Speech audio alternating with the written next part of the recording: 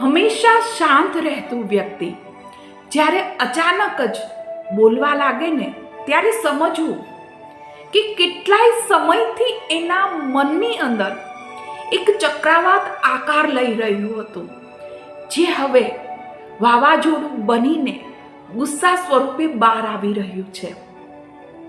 કેટલી કોશિશ કરી હશે એણે, નહીં? રાત દિવસ એ મથ્યું હશે, પોતાના ઇમોશનને, દુઃખ દર્દને અને પોતાના આંસુને પણ એને પીધા હશે.